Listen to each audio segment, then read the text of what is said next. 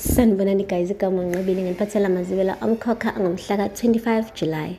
Kuke kuthiwe ingwe ayiwashintshi amabala ayo, asazi-ke noma uNdlovu uyimiseleni ngokushintsha wakhe. USibahle uke wafika kuyena ezosho ukuthi uyaxolisa ngalokhu akushilo okugabisile beno nobuntu. Washo ukuthi impela ndodakazi yami lento eshilo, hhayi, ayibanga yinhle. Angikukhulisanga kanjena, ulimi lwakho linenhlabathi mntanami. Kodwa-ke ngoba usuxolisile, sekumele-ke nami ngihambe ngiye laphaya koGumede, ngifike khona ngiyoxolisa ngalento esiyenzile emndenini wakhona. Akapholisanga maseko-ke guys, ufikile koGumede wafika wayithakazela zonke iy'thakazelo zakhona. Wabiza oyeyeye, wabiza omnguni, wathi Phakathwayo ngikhulekile ekhaya. Lapho uPhakathwayo bekade ehlele emnyango ethamela umthunzi ey'khotha amanxeba akhe ngesikhathi uNdlovu efika. Wabuza uNdlovu ukuthi ngingahlala phansi. Wamane uPhakathwayo wambuka ngamehlo agcwele usizi, wathi hlala.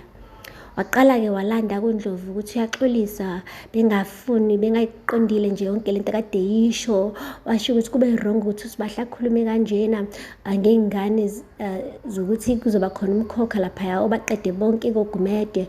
Wathi uPhakathwayo, angithi nje nawe bomgqugquzela ababuhlungu lawo mazwi uNdlovu. Wathi impela uqinisile, kodwa ngithi angizoxolisa, ulimi lami lube nenhlabathi.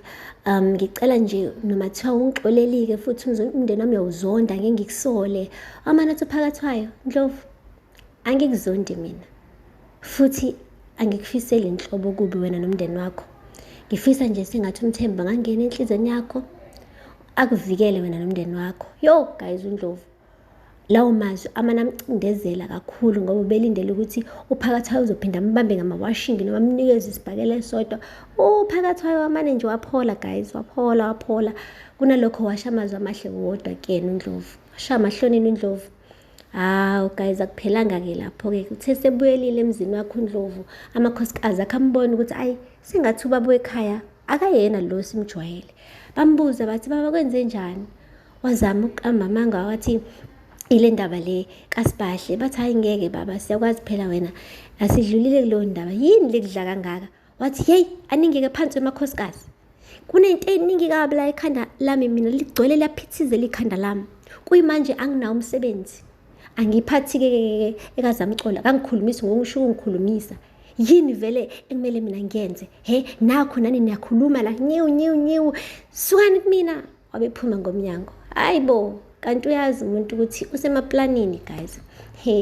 Kuthe sekunomhlangano laphaya womkhandlu, wonke amadoda omkhandlu egcwele impela phelele. Kwafika-ke umkhulu omusha uKhulekani, wababingelela kahle, bavuma. Uthe njengakayiqala inkulumo uKhulekani abahlangane ngayo, wamane wathi uNdlovu, ngisacela nje ukukhuluma amazwi amabili amathathu manje siqala. Ayi, wonke amadoda, wonke amehlo athi njo kuNdlovu. Ayi, wathi ngithi angizosho ukuthi ngicela ukusula emkhandlweni. Hayibo, uNdlovu wonke uyasula emkhandlweni. Wathi uKhulekani, ngobani? Wathi hayi, ngimane ngabona nje ukuthi kuningi okusekhandeni lami, sengathi sengibana ne-depression. Kungcono khona ngimane ngihambe ngekhaya ngiyobheka umndeni wami, ngibheke nemfuyo yami. Wathi uKhulekani, hawu, akusashonani ukuthi ufuna ukuthatha ikhefana nje lincane uyasula nje? Wathi cha, ngcono kona ngisule. Kanti uyazi uNdlovu ukuthi vele uyazi ukuthi noma engasuli uSiphamandla mebuya laphaya eMozambique kungenzeka geqa amagula amveze obala yonke into akade yenza laphaya emkhandlweni. Kuhambe kanjalo-ke ngoNdlovu guys, usulile emkhandlweni, akanamsebenzi. Wonke lamaqhinga akade ephezu kwayo iminyango efuna ukutshontsha iminyango yamadoda lapha emkhandlweni, imane nje yaphetha ngokuthi agcine se-jobless, engasenaso ngesisikhundla lapha emkhandlweni.